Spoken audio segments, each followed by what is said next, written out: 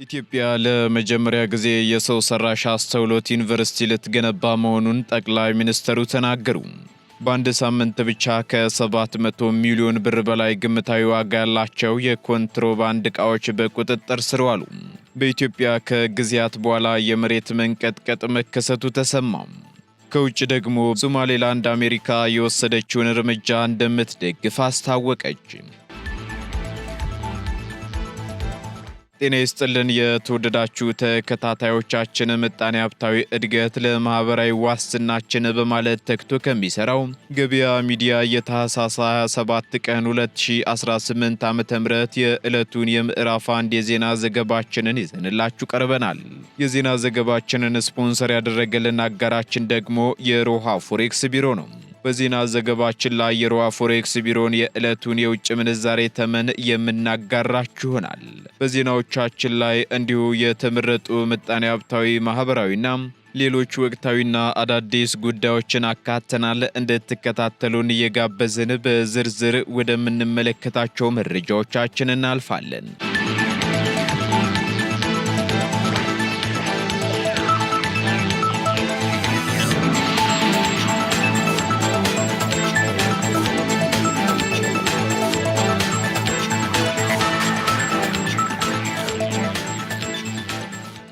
በውልና ኢንቨስትመንት እርሻ የለሙ ግብይት የሚፈጸምባቸው ማንኛውም ምርቶች የክፍያ ርክክባቸው በኢትዮጵያ ምርት ገበያ በኩል ብቻ እንዲሆን ተወሰነ። ማንኛውም በውክልና ኢንቨስትመንት እርሻ የለማ ምርት ግብይት የሚፈጸምባቸው ምርቶች ከታህሳስ 1 ቀን 2018 ዓ.ም ጀምሮ የክፍያ ርክክባቸው በኢትዮጵያ ምርት ገበያ በኩል ብቻ እንዲሆን የንግድና ቀጠናዊ ትስስር ሚኒስቴር ወስኗል። ሚኒስትሩ የኢትዮጵያ ምርት ገበያ ባለስልጣን በውሳኔው ላይ አምራቾች ወይንም ላኪ ድርጅቶች ላቀረቡት ቅሬታ ምላሽ በሰጠበት ደብዳቤ ላይ መወሰኑን ማስተላለፉ ተገልጿል። ምርት ገበያ ባለስልጣኑ ከውሳኔው በኋላ አምራቾች ወይንም ላኪ ድርጅቶች ክፍያውን ቀድመን ላመረተልን አካል ክፍያ ስንፈጽም በድጋሚ ክፍያ ለመፈጸም ተቸግረናል የሚል ቅሬታ ማቅረባቸውን ጠቅሰዋል። ቅሬታቸውን በመቀበል የንግድና ቀጠናዊ ትስስር ሚኒስቴር ከምርት ገበያው ጋር ጥናት በማስጠናት ውሳኔ ማስተላለፉን በደብዳቤው ተገልጿል። በዚህም መሰረት አምራቾች ወይንም ላኪ ድርጅቶች ከታህሳስ 1 በፊት ላመረተላቸው አካል ክፍያ የሚፈጽሙበትን የሚያረጋግጥ ህጋዊ የባንክ ማረጋገጫ ደብዳቤና የባንክ ማረጋገጫ ደረሰኝ እንዲያቀርቡ መወሰኑን ገበያ ሚዲያ ከባለስልጣኑ ያገኘው መረጃ አመላክቷል። የንግድና ቀጠናዊ ትስስር ሚኒስቴር ወጪ ንግድና ፕሮሞሽን ክፍል የክፍያውን ትክክለኛነት ከባንክ ጋር በማረጋገጥ ወደ ውጪ የመላክ ፍቃዶችን እንዲሰጥ መመሪያም ተላልፏል። ከታህሳስ 1 ቀን እስከ ታህሳስ 16 2018 ዓ.ም ድረስ አምራቾች ወይንም ላኪ ድርጅቶች ላመረተላቸው አካል የከፈሉበትን የሚያረጋግጥ ሰነድ ለምርት ገበያው እንዲያቀርቡ መወሰኑም ተመላክቷል። ምርት ገበያውን በቀረበለት ሰነድ መሰረት ትክክለኛነቱን ከባንኮች ጋር በማረጋገጥ የተቀመጠውን አገልግሎት ክፍያ ወይንም 0.2 በመቶና የመንግስትን ታክስ በመሰብሰብ የገንዘብ ክፍያ ማረጋገጫ ሰነድ እንዲሰጥም ተወስኗል። የንግድና ቀጠናዊ ትስስር ሚኒስቴር ወጪ ንግድና ፕሮሞሽን ክፍል በዚህ መነሻነት አምራቾች ወይንም ላኪ ድርጅቶች ከምርት ገበያው የሚዛን ሰርቲፊኬትና የገንዘብ ክፍያ ማረጋገጫ ሰነድ ይዘው ሲቀርቡ ወደ ውጪ የመላክ ፍቃዶችን የሚሰጥ ይሆናልም ተብሏል። አምራቾች ወይም ላኪ ድርጅቶች ከታህሳስ 16 ቀን 2018 ዓ.ም ጀምሮ እንደ አዲስ ለከፈሉትና ወደፊት ለሚከፍሉት ክፍያ በተቀመጠው አሰራር መሰረት ሙሉ በሙሉ በምርት ገበያው የክፍያ ስርዓት መሰረት ክፍያቸውን እንዲከፍሉ ተወስኗል። በዚህም መሰረት አምራቾች ወይንም ላኪ ድርጅቶች የከፈሉበትን የገንዘብ ክፍያ ማረጋገጫ ሰነድ እንዲሁም የሚዛን ሰርቲፊኬት በመያዝ በንግድና ቀጠናዊ ትስስር ሚኒስቴር አገልግሎት ማግኘት እንዲችሉ መወሰኑም በደብዳቤው ተመላክቷል።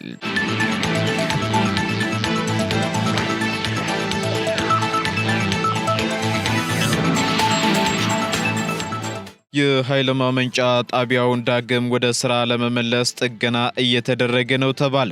የጢስ አባይ አንድ የኃይል ማመንጫ ጣቢያን ዳግም ወደ ስራ ለመመለስ የሚያስችሉ የጥገና ስራዎች እየተከናወኑ መሆኑን የኢትዮጵያ ኤሌክትሪክ ኃይል አስታውቋል። ጣቢያው በመለዋወጫ ዕቃዎች እጥረትና በከፍተኛ የደለል ክምችት ምክንያት ለበርካታ ዓመታት አገልግሎት መስጠት አቁሞ መቆየቱን በጄኔሬሽን ቢዝነስ ዘርፍ የጄኔሬሽን ቴክኒካል ድጋፍ መምሪያ ዳይሬክተር የሆኑት አቶ ዮሐንስ ተስፋዬ ተናግረዋል። በተጨማሪም ጣቢያው ከጢስ አባይ 2 የኃይል ማመንጫ ጣቢያ ጋር የጋራ የውሃ ማስገቢያ በር የሚጠቀም መሆኑን የጠቆሙት ዳይሬክተሩ ይሁን እንጂ የራሱ መከላከያ በር የሌለው በመሆኑ የውሃ ማስተላለፊያ ቱቦ በደለል ተዘግቶ መቆየቱን ገልጸዋል። በዚህም በጣቢያው የሚገኙ አመራሮችና ሰራተኞች ባደረጉት ርብርብ በቱቦው ውስጥና በታችኛው የወንዝ አቅጣጫ እንደ ኮንክሪት ጠንክሮ የነበረውን የደለል ክምችት ማጽዳት መቻሉን ተናግረዋል።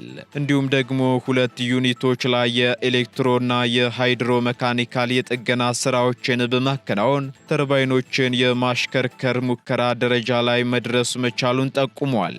ጣቢያው በትንሽ ውሃ ከፍተኛ ኃይል የማመንጨት አቅም ያለው መሆኑን የተናገሩት ዳይሬክተሩ ቀሪ የመቆጣጠሪያና የትራንስፎርመር ዘይት ማጣራት ስራዎች እንደተጠናቀቁ ሙሉ በሙሉ ዝግጁ እንደሚሆንም አብራርተዋል። 1956 ዓ.ም ተመርቆ አገልግሎት መስጠት የጀመረው የጢስ አባይ አንድ የኃይል ማመንጫ ጣቢያም በወቅቱ ለባህር ዳር ጨርቃጨርቅ ፋብሪካና ለከተማዋ የኢንዱስትሪ እድገት ከፍተኛ ሚና እንዲጫወት ታስቦ የተገነባ አንጋፋ ጣቢያ ሲሆን በአጠቃላይ 12.6 ሜጋዋት ኃይል የማመንጨት አቅም ነበረው።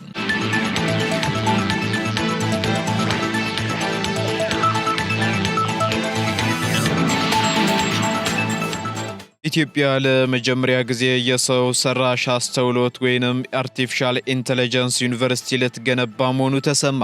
ኢትዮጵያ ለመጀመሪያ ጊዜ የሰው ሰራሽ አስተውሎት ዩኒቨርሲቲ ልትገነባ መሆኑን ጠቅላይ ሚኒስትር ዶክተር አብይ አህመድ አስታውቀዋል። ጠቅላይ ሚኒስትሩ ይህንን ያስታወቁት የአዲስ አበባ ዩኒቨርሲቲ 75ኛ ዓመት የምስረታ በዓልን ምክንያት በማድረግ የምሁራን ሚና ለሀገር ብልጽግና በሚል መሪ ሐሳብ በተካሄደ ውይይት ወቅት ነው። በዚሁ ንግግራቸው ለዚህ የሚረዱ የቅድመ ዝግጅት ስራዎች በሚቀጥሉ 6 ወራት ውስጥ እንደሚጠናቀቁ የገለጹ ሲሆን በቴክኖሎጂው ዘርፍ መሽቀዳደም የግድ እንደሚልም አጽንኦት ሰጥተዋል። አሁን ላይ በዓለማችን አንድ የሰው ሰራሽ አስተውሎት ዩኒቨርሲቲ ብቻ የሚገኝ ሲሆን በኢትዮጵያ የሚገነባው ደግሞ የዓለማችን ሁለተኛው ይሆናል ብለዋል። ዩኒቨርሲቲው በቁጥር ጥቂት ነገር ግን ከፍተኛ ብቃት ያላቸውን 1000 ተመራቂዎች ለማፍራት ያለመ መሆኑን የገለጹት ዶክተር አብይ ለሁሉም የአፍሪካ ሀገራት የ100 ተማሪዎች ኮታ በመስጠት ከእያንዳንዱ ሀገር 2 ተማሪዎች በዩኒቨርሲቲው እንዲሰለጥኑ እንደሚደረግም ተናግረዋል። ከኢትዮጵያ ደግሞ 2 በመቶ የሚሆኑ ተማሪዎች በከፍተኛ ውድድር ተመርጠው እንዲገቡ በማድረግ በቴክኖሎጂው ዘርፍ ተግባራዊ ዕውቀት ያለው የሰው ኃይል ለማፍራት በትኩረት እንደሚሰራም በዝርዝር አመላክተዋል።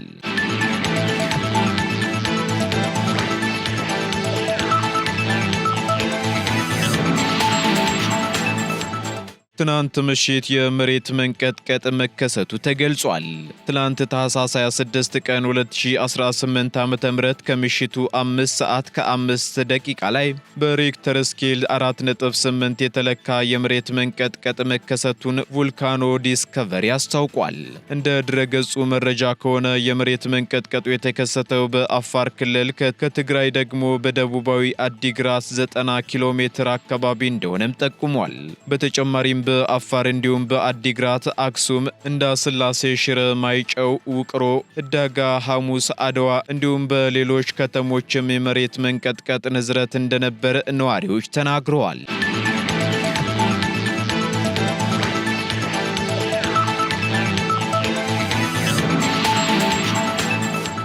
በአንድ ሳምንት ብቻ ከ700 ሚሊዮን ብር በላይ ግምታዊ ዋጋ ያላቸው የኮንትሮባንድ ዕቃዎች መያዛቸው ተገለጸ።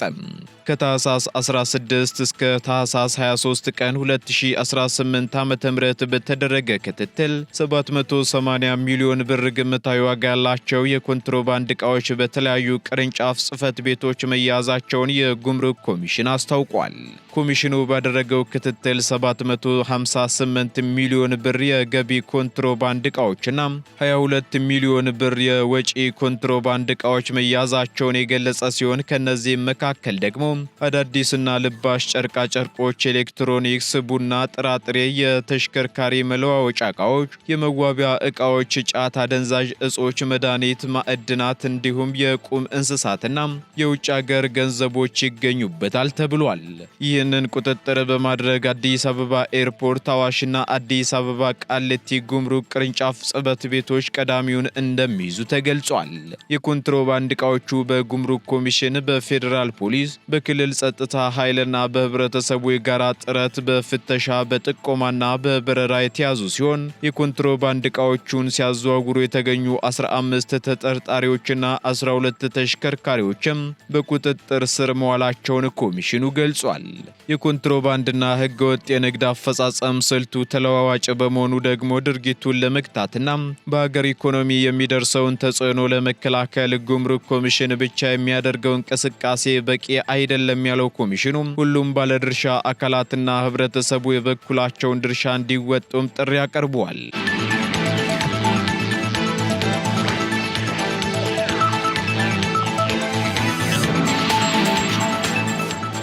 ቀጥለናል። ውድ ተከታታዮቻችን ከውጪ ወደ ያዝንላችሁ መረጃዎቻችን እንሸጋግራለን።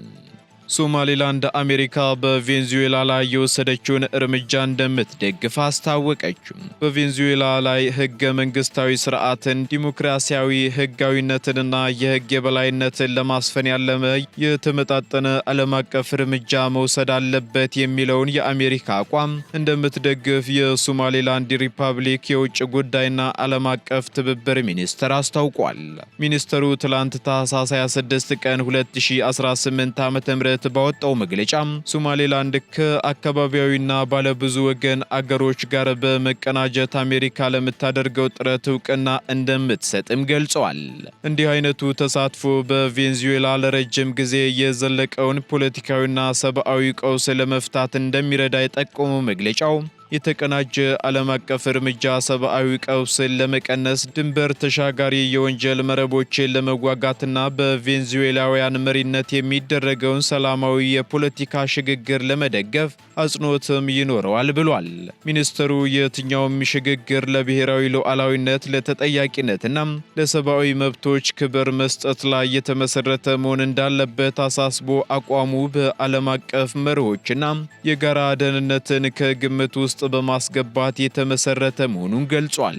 ይህ የሶማሌላንድ አስተያየት የተሰማው በቬንዙዌላ የቅርብ ጊዜ ሁኔታዎች ላይ የተለያዩ ዓለም አቀፍ መልሶች እየተሰጡ ባሉበት ወቅት መሆኑ ይታወቃል።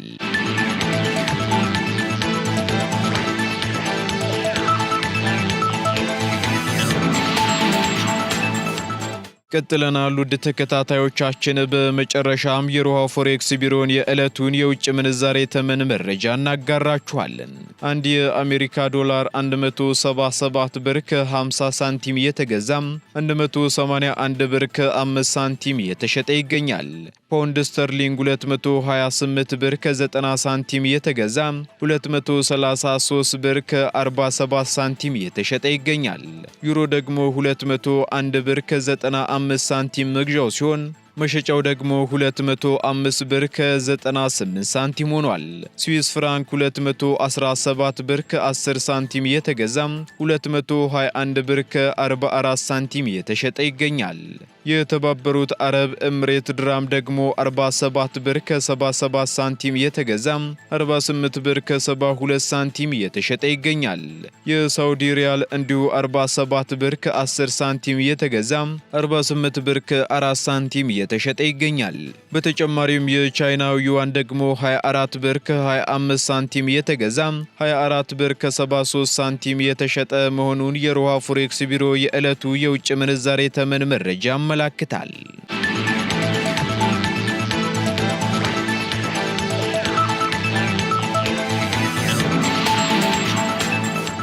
የተወደዳችሁ የገበያ ሚዲያ ተከታታዮቻችን ለምዕራፍ አንድ ያዝንላችሁ ኢኮኖሚያዊና ማህበራዊ መረጃዎቻችን እንደዚሁን ይመስሉ ነበር። አዳዲስ እንዲሁም ትኩስ ኢኮኖሚያዊና ማህበራዊ መረጃዎቻችንን ለማግኘት ታዲያ የገበያ ሚዲያን እንድትወዳጁ እንጋብዛለን። ሰናይ ጊዜን ተመኘን።